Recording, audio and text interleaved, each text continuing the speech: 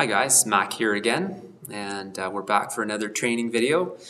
And today we're going to be talking about ear set microphones. Now here at HHAC we have two types of ear set microphones. We have the Countryman E6 ear set microphone, and we have the Technica BP982 ear set as well. They look kind of the same. I have the Countryman here, and we have the Technica here. So they do look somewhat the same, but they are quite different.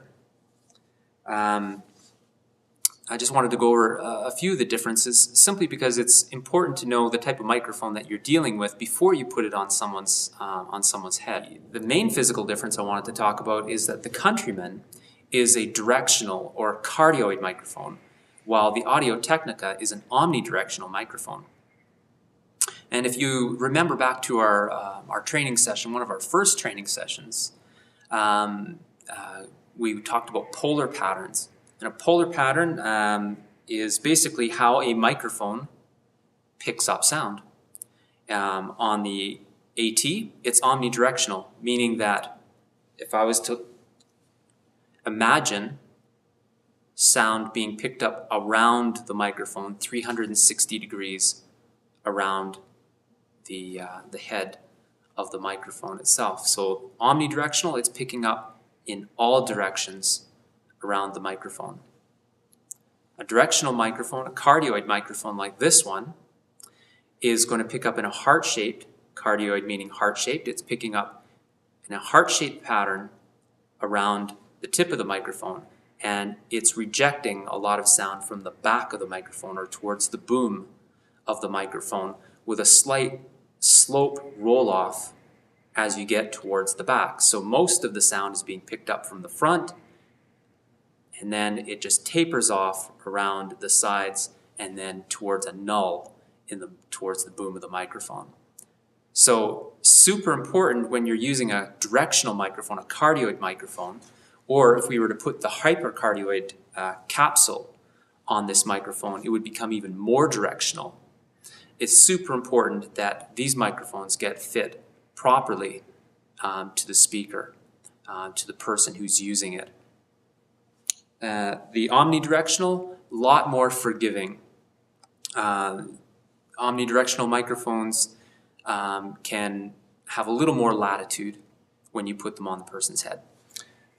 Back to the E6 again. So this is, like I said, a directional microphone, a cardioid microphone. And cardioid microphones are fantastic for rejecting feedback.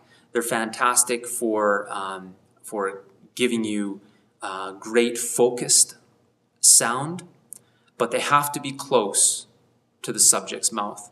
In this particular case, the Countryman E6 needs to be, we're just gonna pop this on. Okay, so I haven't fit this one to my face, so I'm just gonna hold it in position, but it needs to be near the corner of the mouth. So it needs to be within a 1/4 inch of the corner of my mouth, within a 1 inch diameter. So you get a little bit of flexibility, 1 inch, a little bit here, a little bit of flexibility here, and a little bit of flexibility in and out, but not much.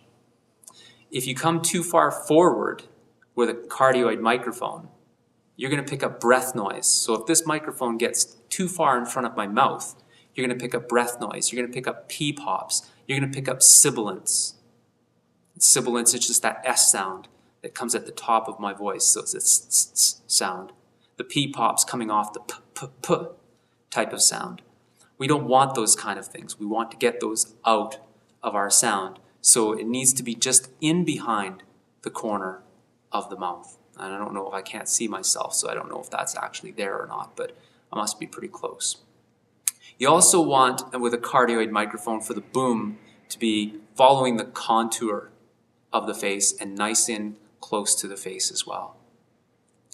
Okay, so if you get on a cardioid mic, if you get too far forward, you get wind noise, you get P-pops, you get sibilance. If you get too far back, so if it's actually sitting too far back from the mouth, we are going to lose the bass response from the microphone. It's going to start to sound weak and anemic and distant. Okay? Which is a good time for me to talk about frequency response as well. The Countryman E6, if you remember back to our training, each microphone has a frequency response. So if we were to take a look at a chart, and on this end, on my left side, we have bass, say down at 20 hertz, and here on my right side we have the high frequencies all the way to 20 kilohertz, and everything in between. So going from bass all the way up to high treble. If you were to look at the frequency response of the Countryman E6, you would notice that it is fairly flat when it's in the right position in the bass frequencies. But you can adjust it to get it in a little bit closer, and if you get it in closer to the mouth, into that sweet spot, you're actually going to elevate, you're going to boost some of the low mids and some of the low frequencies, and you're going to get a closer, more present, more intimate sound from the speaker. And that can be used to great effect. Now, too much of it, and you're starting to get into P-pops again. Okay? Too far away from the person's face, and you lose that proximity effect. And you lose the intimacy, you lose the presence, you lose the bass response from the person's voice. It's super important to remember when you're fitting the Countryman E6, it's got to be in the sweet spot where you don't get the bass response, the intimacy, and the presence. Okay, the Countryman E6 also has a slow rise from about 2 kilohertz all the way up to about 10, 12 kilohertz. I forget, I haven't looked at the frequency response chart for a while, but somewhere around that 10, 12 kilohertz, just a nice slow rise. So when you're EQing this microphone, if you get it in the sweet spot, you're not going to have to do a lot of EQing. You won't have to do a lot of boosting in the 4 to 6 kilohertz range, or you won't have to do a lot of boosting in the 10K range. It's there already. Now this depends, of course, a little bit on the person's voice.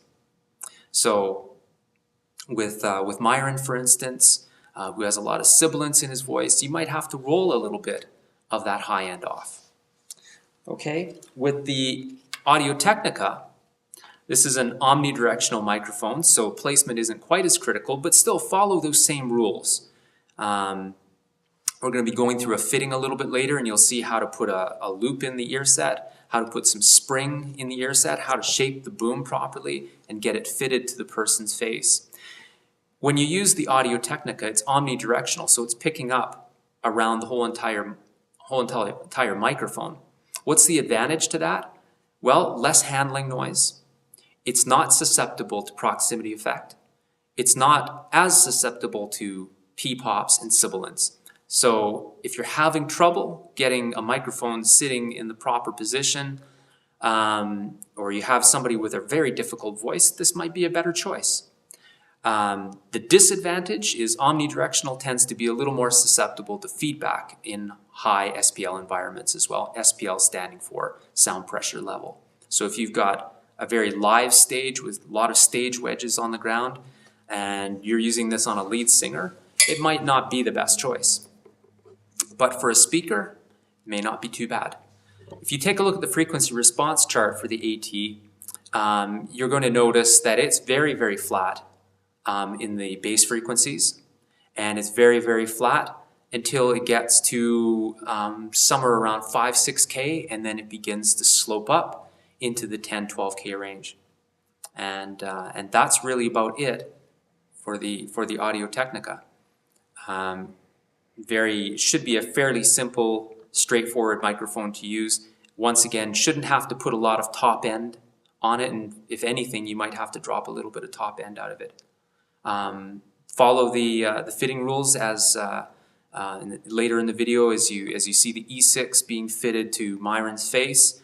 Same rules apply for the AT as well. But I just wanted to cover that off as a bit of an introduction between the E6 and the AT BP982. Difference is cardioid microphone for the E6 needs to be fitted properly. When you do fit it properly, it's a great sounding microphone. The AT, a little more forgiving, and not susceptible to proximity effect, not as susceptible to P-pops and sibilants. So a little more of a forgiving microphone if you're having some trouble with the Countryman.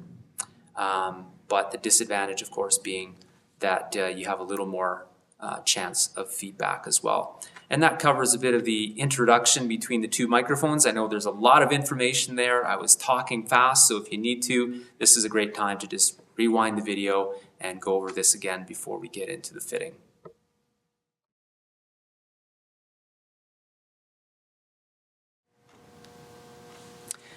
Okay, we're going to fit the Countryman E6 to Myron right now, and before we do that, what I want to do is just give you a little bit of an idea on how to set the microphone up, how to put a loop in it, and how to put a spring in it as well, so that it fits to whoever's wearing it, till it fits to their face nice and snugly without hurting them. So the idea is that the microphone would be snug around the ear, but not too tight.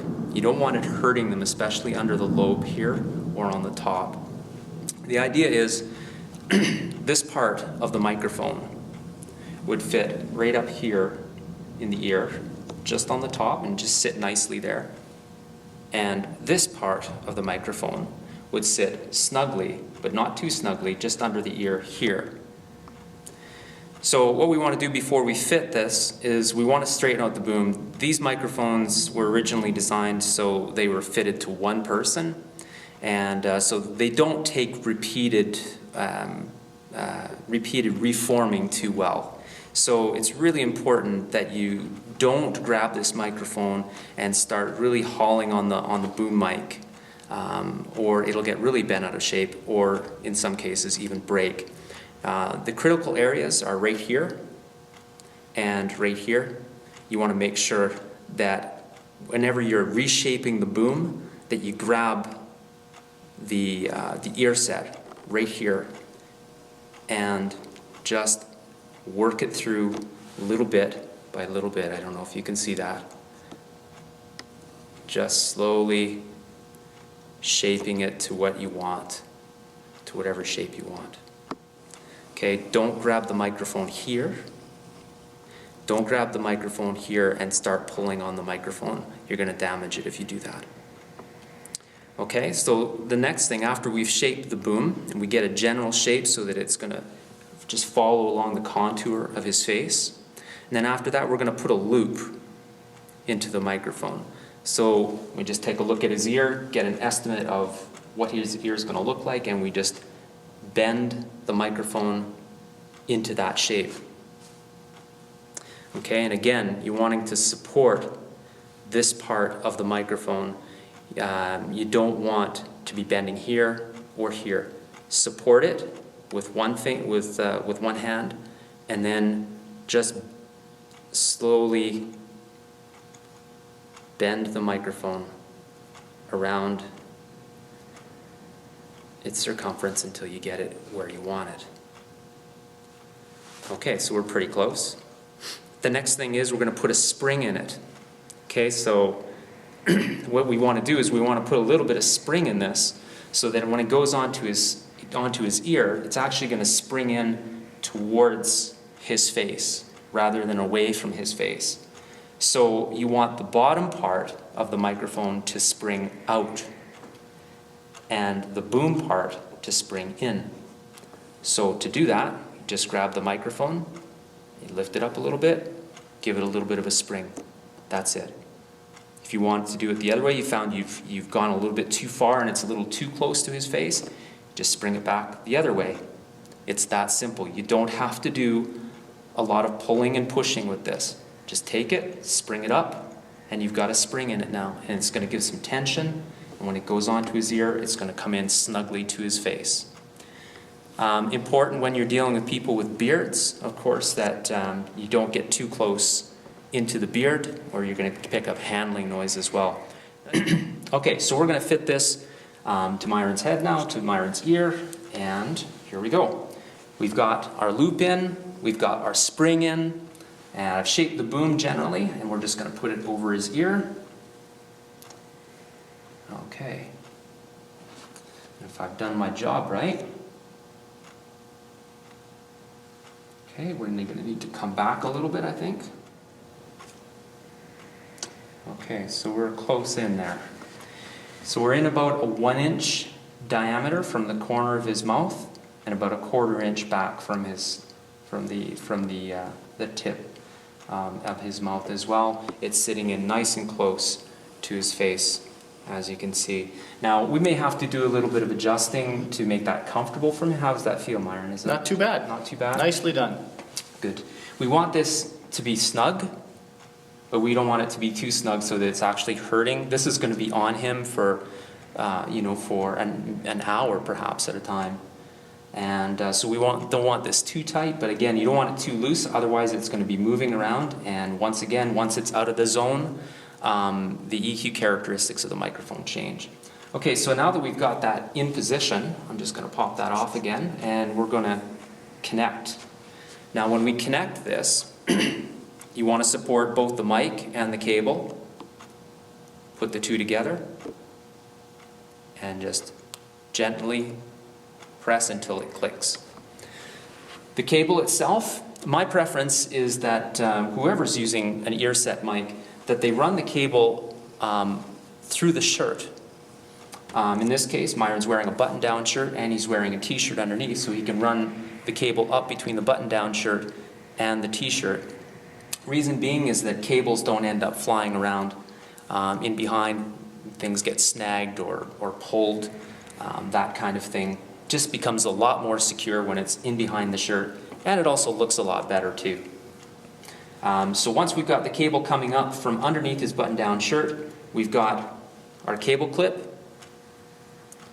Put the cable clip on the collar, and then there's two parts here.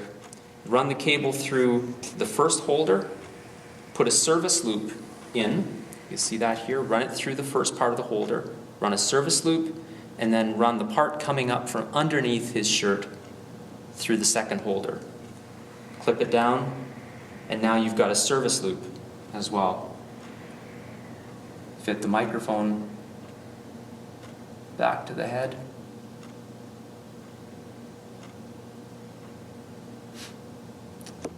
And then, just for a little bit of extra security, if you want to tape that down, take a little bit of medical tape, and you can just tape it a little bit here, or you can tape it a little bit here. Your choice. Just as long as it's discreet and it doesn't bother the pastor or the speaker, whoever happens to be using the microphone.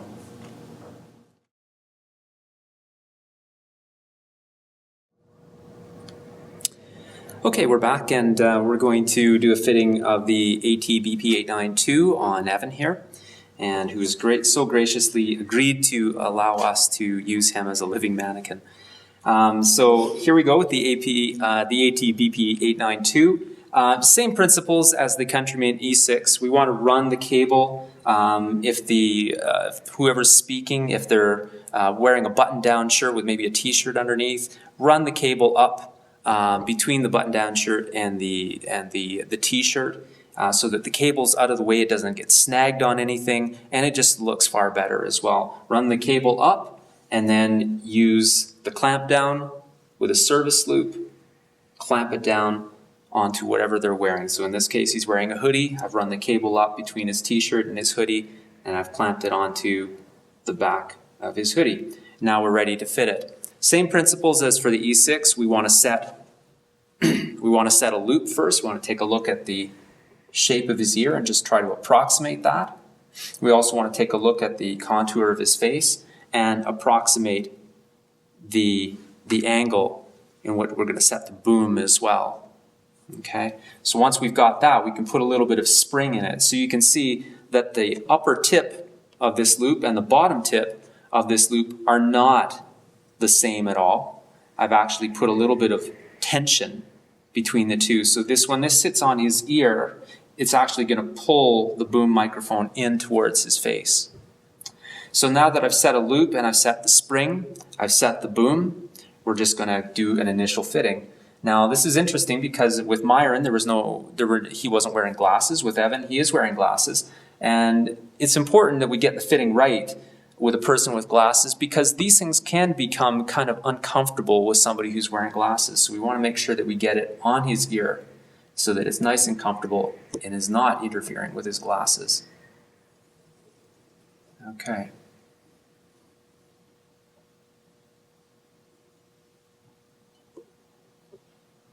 Okay, so I'm just going to pull that off. And there we go. Now, Evan, how does that feel? Is that a little uncomfortable or is that comfortable? Perfect. That's perfect. And I think that our shape is perfect too. The boom is coming along nicely along the side of his face, but as it gets towards the tip of the microphone, it's actually coming out a little bit and just sitting at the corner of his mouth. So if he gives me a little smile, we can see that it's going to sit nicely just at the corner of his mouth.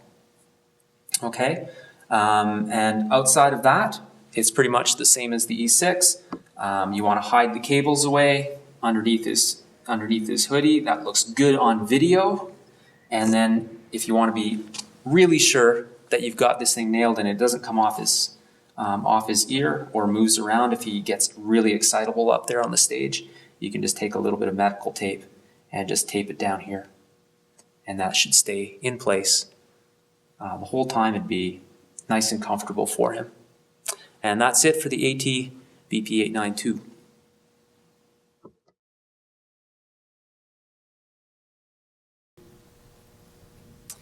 Well guys, thanks so much for watching. I hope this has been helpful, and as always, if you have any questions about anything that you've seen in this video, I just encourage you to rewind it right back to the beginning, watch it again and again until you've got these principles down. Then on a Saturday morning or a Sunday morning, if there's time, come in and try these out. Maybe even come in on your own time if you're able to spare a few minutes somewhere. Grab one of these microphones and just practice in the mirror. Put it on your own ear until you get really comfortable with setting up the loop, setting up the spring, and adjusting the boom to a person's face. Other than that, you can contact Alex or you can contact myself anytime. We'd be glad to field questions for you. So once again, thanks so much for watching this training video, and until next time, peace.